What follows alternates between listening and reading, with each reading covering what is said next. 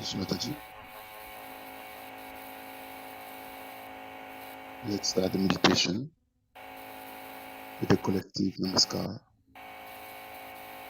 and let's raise our Kundalini with full attention.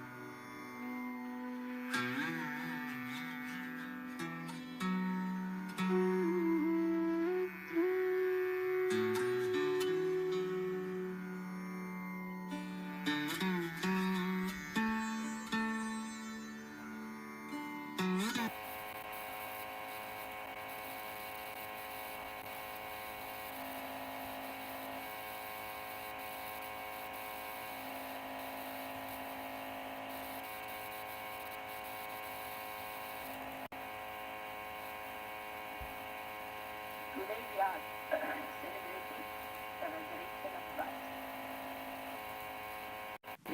With it, we have to also celebrate the resurrection of human beings, of Sahajogis who have been resurrected as realized souls.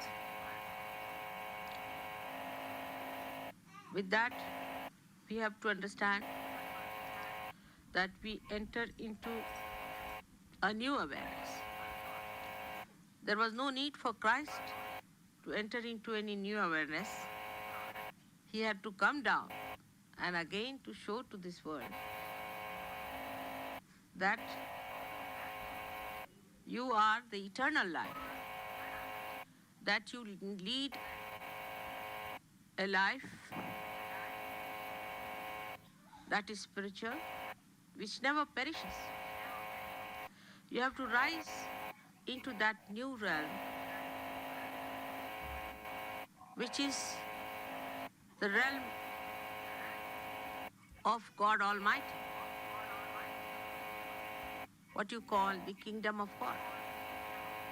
And he said it very clearly to Nicodemus that you are to be born again. And when he asked, am I to enter back into my mother's womb to be born again? I said it's so clear. It's so clear. Those who don't want to see can remain blind. But he said it very, very clearly that no, that is whatever is born of the flesh is the flesh. But whatever is born of the spirit is the spirit. I mean, nothing could be more clear than that it has to be born of the spirit. Of course, human beings have a special capacity to twist everything around. For them, spirit could be a book, could be some words, could be an organization, a church, or some sort of a thing like that which they have made. But whatever is man-made is not the spirit. This is the clear statement of Christ, which people wanted to avoid and start their own organizations, their own ideas, and created a very mythical thing in his name. And now the time has come for it to be blasted. It has been going on and on for thousands of years, captured so many innocent people, and people are into it. But when you are resurrected, when you become realized souls, one has to understand that now your movement is inward. You are moving towards your roots and not outside. So, whatever was the endeavor before realization has to be changed. The direction has to be changed. At that point, mostly we miss. This is the thing today I'm trying to explain to you. That so far, to a human mind, entertainment was important. Entertaining. To the mind, not to the spirit. Entertainment to the spirit is absolutely opposite to the entertainment to the mind. Like somebody the other day telephoned to me and said that, Mother, there is no excitement in surgery.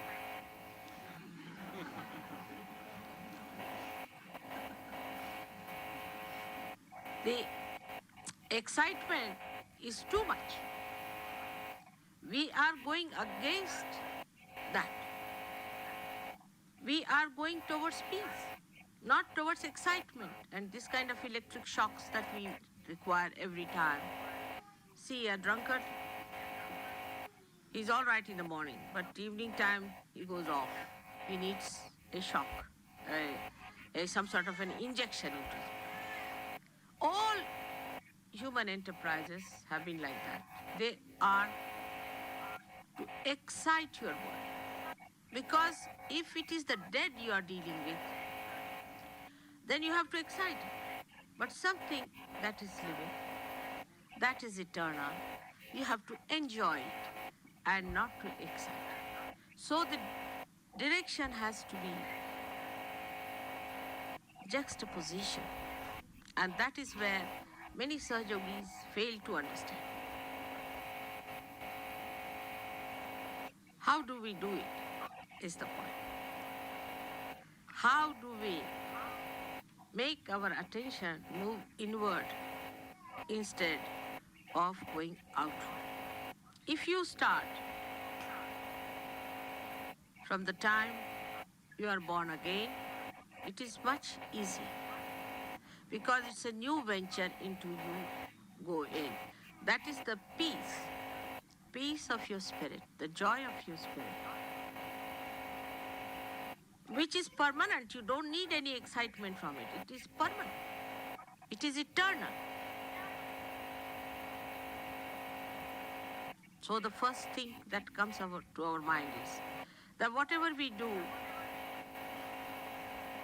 before realization, we have not to do. The first and foremost thing is realization comes to you effortlessly. So the effort which is built in your body all the time, the energy of effort.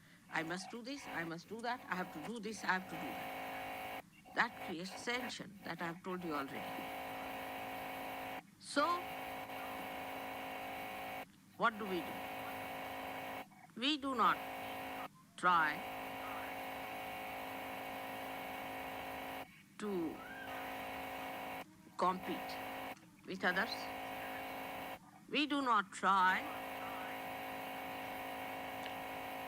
to fix certain timing, dates, watches. We do not also put our attention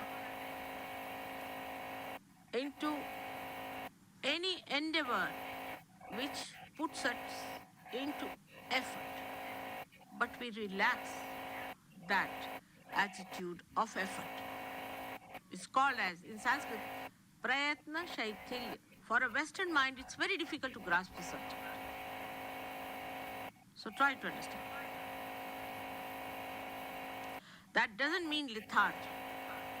Doesn't mean lethargy. One should never confuse with the dead the energy of the living. Now we are trying to transform our energies towards the energy of the spirit. So you have to allow the spirit to take over. Your effort of your mind should be reduced and the energy of the spirit should work through you. Now, how do you do it?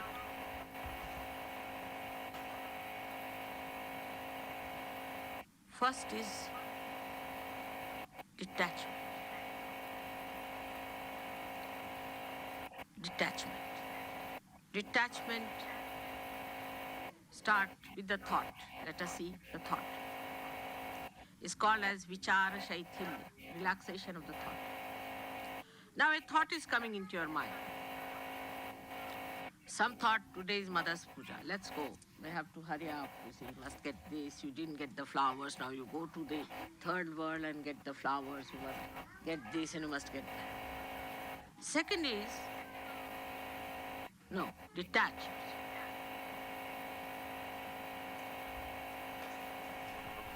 Witness. Leave it to the spirit. Watch. You'll get it. Many of you have noticed this.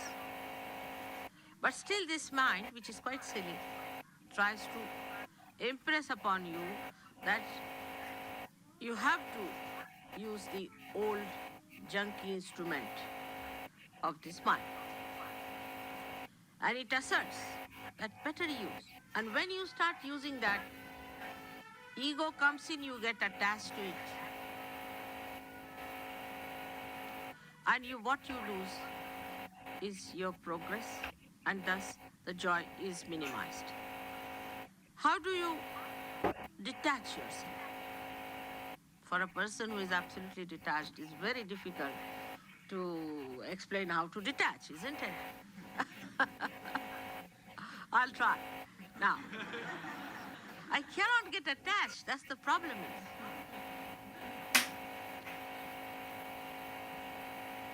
And I find it difficult to explain to you in words which are human words. But still, I'll try to say now.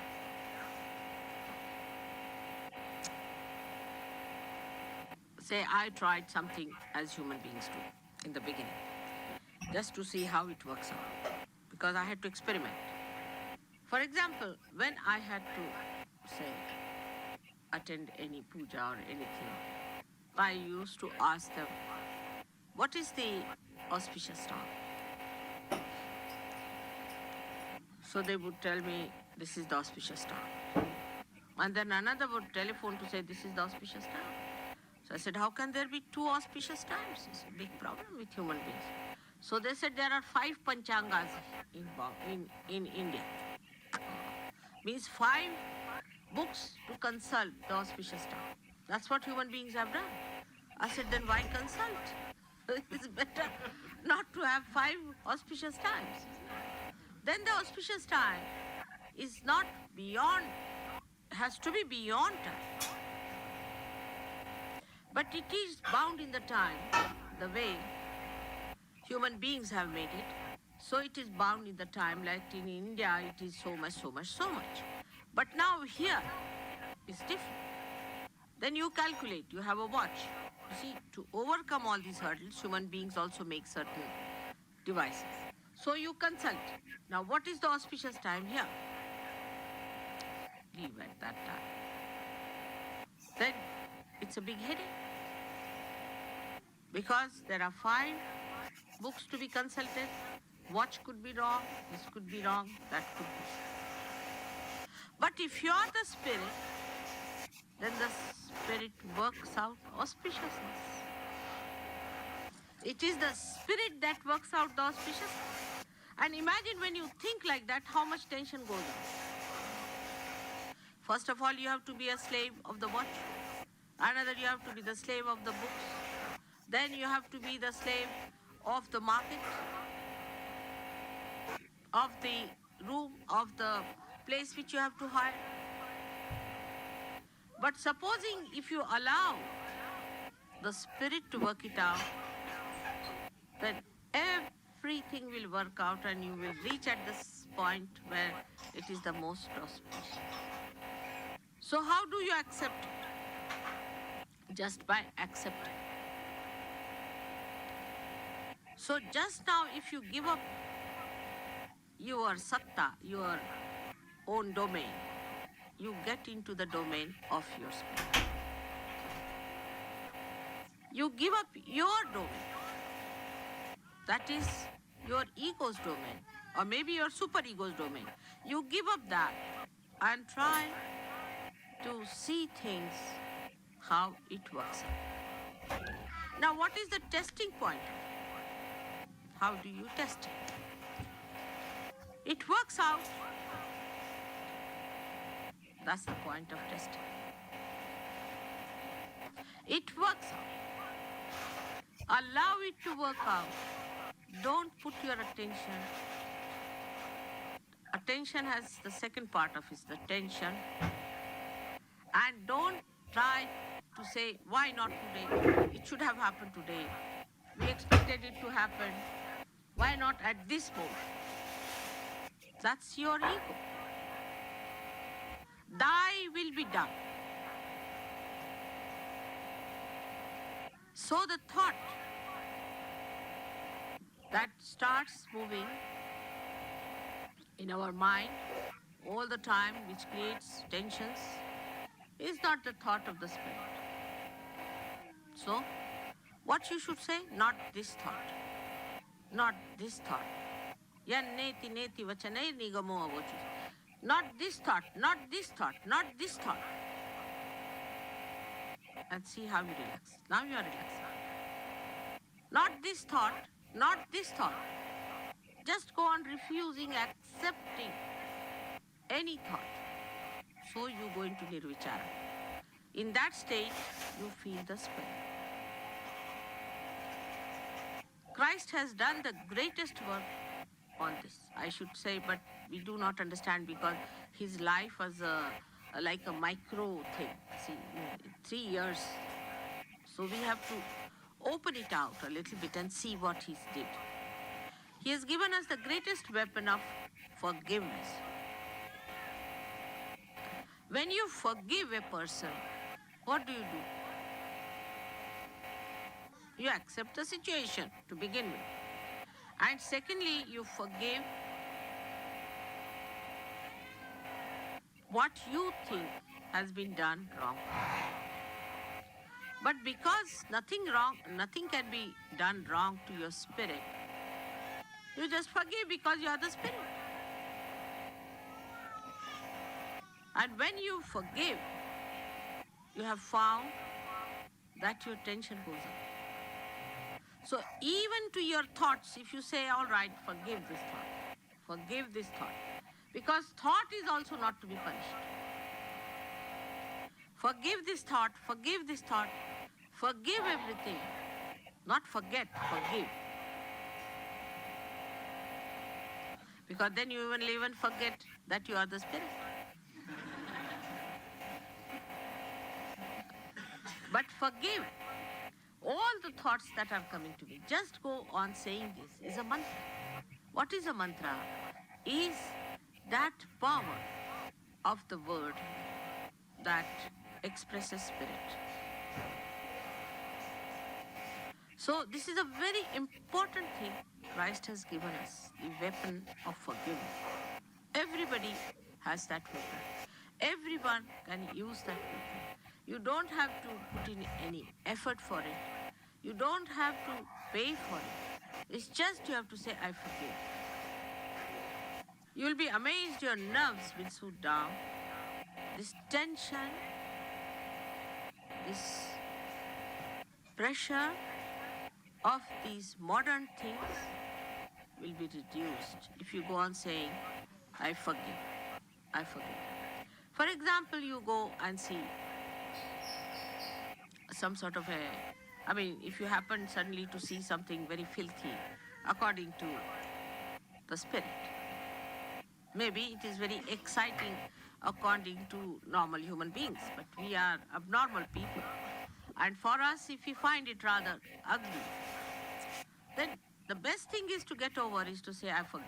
Because they are blind. They are not yet there where I am. I am the one who is at the source of enjoyment, at the source of peace, and while these are not, so I forgive. And you'll be amazed that this forgiveness that Christ gives works out. Vichara Shaitilya is the relaxation of the thought. Now this opposite movement that you have to move, first of all, should start at this point today from forgiving others. Now what happens when you forgive someone? That means you do not react. The power to react to somebody's injuries, insults, is finished. And when that power is finished, you become a powerful person. Because nobody can now overpower you. Because nobody can kill you. Nobody can hurt you. Nobody can do anything to you. But it is not, again, I'll say, shamelessness. You see, people can think that it is shamelessness. So, if somebody says to you something harsh and something that is wrong, you do not hesitate. But supposing I shout at someone, the bhoots run away. You have seen that many a times. I have to shout at people, so bhoots run away because they react and they just run. But the spirit shines. So, in Sahaja Yoga, one has to understand that it is just the central path. It's just the balancing thing which is important. It's not the extreme of it.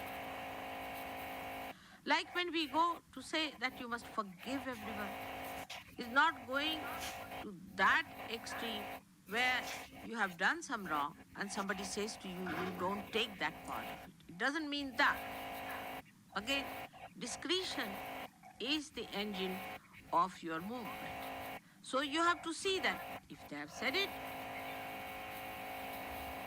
something like that, is it, have I gone against the spirit?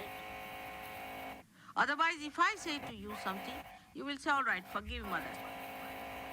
You see the point? Forgive her for saying so. No. You cannot say that to me. So then, that is the point you start thinking. Why mother said so? What have I done? Now think on those lines. So you start moving. It's a very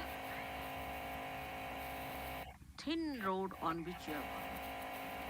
One side is the huge, big Gibraltar, rock of Gibraltar of your ego. The another side is a super ego. In between is a small discretion path going on which you have to see both the sides. Whether you are hitting yourself with the rock of Gibraltar or falling into the valley of superego, you should see that you are using your discretion. So, another thing one has to remember, that whatever you were doing before realization is to go to extreme. For example, now you start some sort of a movement. You say we'll have classical things. All right. Then you go so classical that it becomes mechanical. Now you'll say give up. We'll start anti-culture. So you go to another side that you become primitive. Till you have reached the end of it and learnt a lesson of your life, you do not return. But in Sahaja Yoga, it's a very slippery road on which we are walking. And there you have to see that it's not your ego and it is not your soul. So discretion has to be used very much and the balance in this movement, which we need not use otherwise.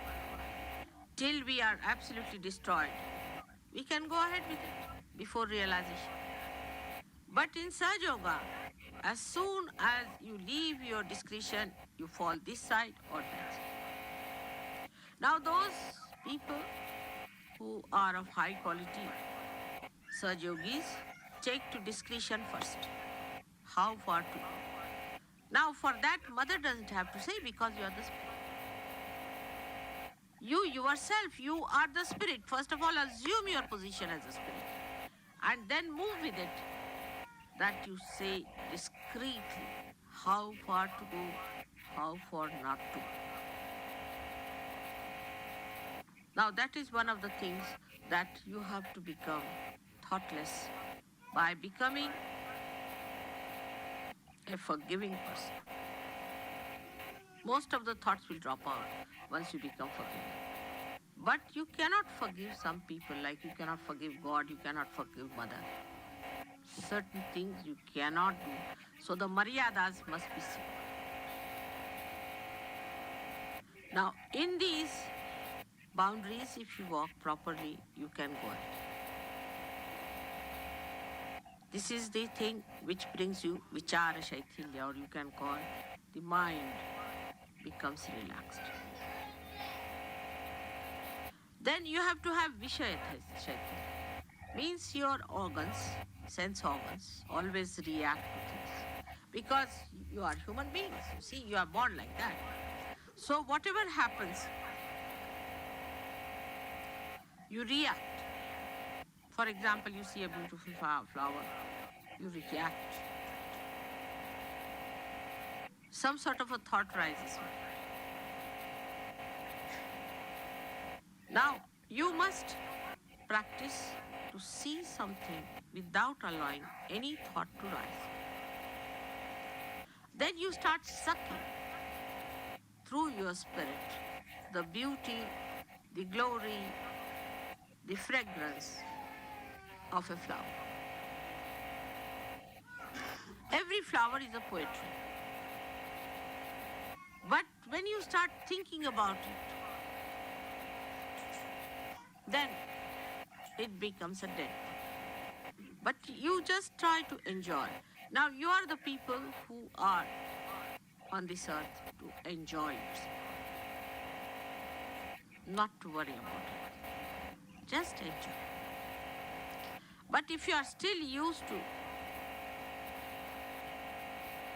I must do this thing special, I am something special Sahaja Yogi, I am a very highly evolved Sahaja Yogi, then you are finished. Say, we are all going in a boat, enjoy the boat and also the waves. But somebody says, I am a very special one, I'll try to jump down. Then you are back again into the same position. So one has to have an attitude of looking at things. Try to develop this habit of looking at things without thinking about it. Try to develop your mind on those lines that you do not react. Now that excitement business or all this sensationalization that is today's craze comes from the same, that your sense organs require a kind of sensation because they react. While we must have our sense organs which do not react, because they must only react to the spirit. So we have to develop a new type of sense organs or a new quality of sense organs who do not react to outside excitement. Now if you want Sahaja Yoga to be excitement, how can it? I mean, it is just the opposite.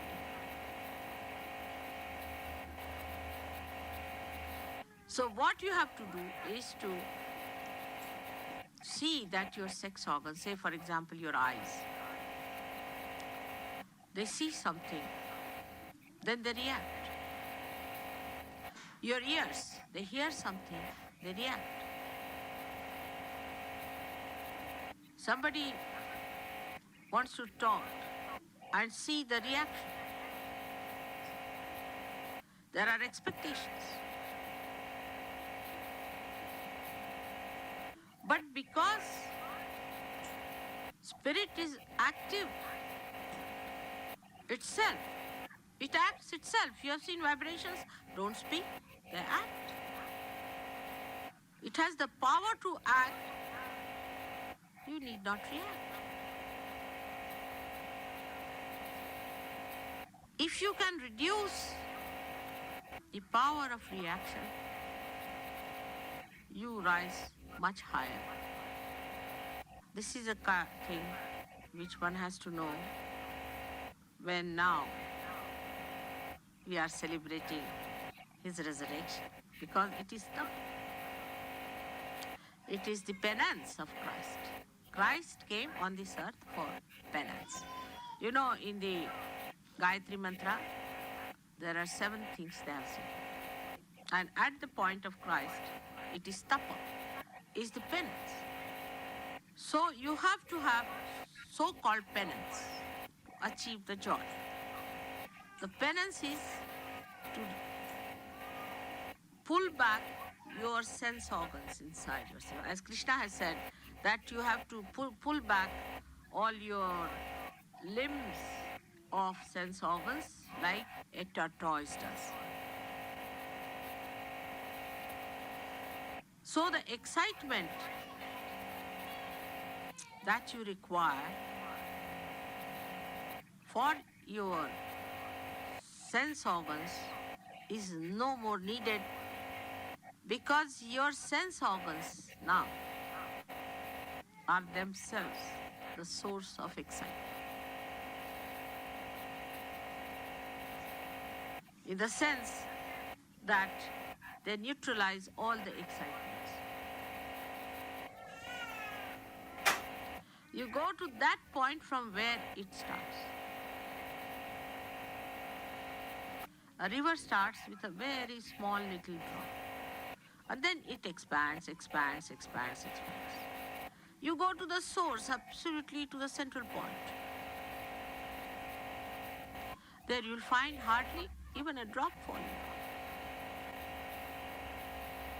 Another good example would be a wheel has the central point. And the wheel moves all the time, but the central point has to be fixed. Otherwise, with the wheel, that central point also moves, then the cart cannot move. Cart will also start rolling down. So the central point has to be fixed. Otherwise, the wheel cannot move. So you go to that central point, and the movement is on the central point, where there is no movement. In a way, because there's only ascent. There's no revolution. It doesn't revolve anymore. There's just ascent on the center. I hope you try to understand that all the movements come out of ignorance. All the outer movements come because we are not yet on the central point. But that achievement is not difficult because you have jumped onto it. But you again come out onto the periphery, onto the wheel. So how to keep there and to ascend in that line? Say for example, there are wheels, like these wheels after wheels, but central point is fixed. Now every time you jump out, now how do you go back to the center? Is by detachment, by tapa, by penance. Penance is to deny. It doesn't mean asceticism of outside, but asceticism of within. First of all, we must learn to give.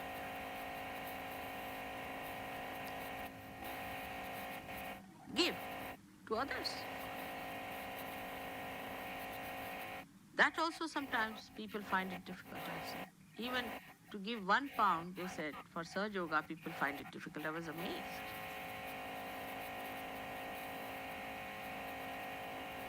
So to give to others is going to be even worse. Try to give to others.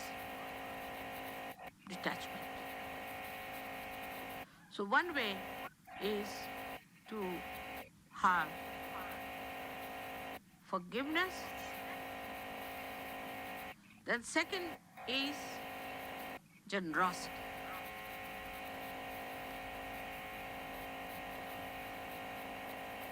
If you work for Sergio, I haven't done anything so far. Not to react to it, what work you have done. Oh, it's pleasure, I did it. It's my pleasure, I did it. Just out of pleasure. Don't count it. I brought 4 flowers. She brought 2 flowers. I must be paid for 1.5 flower. All these calculations are on the periphery, outside, when you were not realized souls. Now, you just don't count anything else but your blessings. So you be generous. I've seen now people have different attachments. Some like attached to their children. I've seen people. Once the children are born to Sahaja Yogi, then the whole world becomes their children.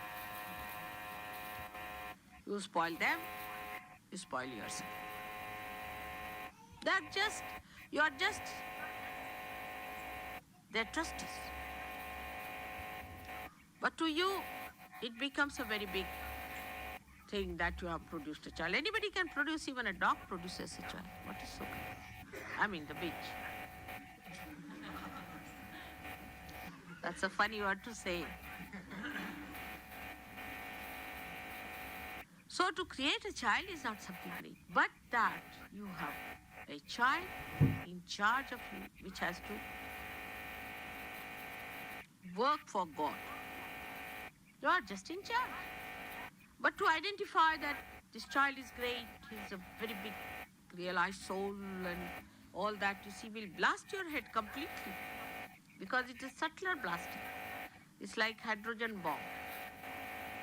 Ordinary bombs can destroy part of it, but these subtler bombs are even worse. And that will spoil the child, that will spoil also you very much in your ascent. So what you have to do is to see that if you have a child, all right, you are just in charge. As you are in charge of all the children of surgeons, not of your own. Be generous. Udara charitanam vasudhaiva kutumbakam. The person who is a generous person, for him the whole world is his family.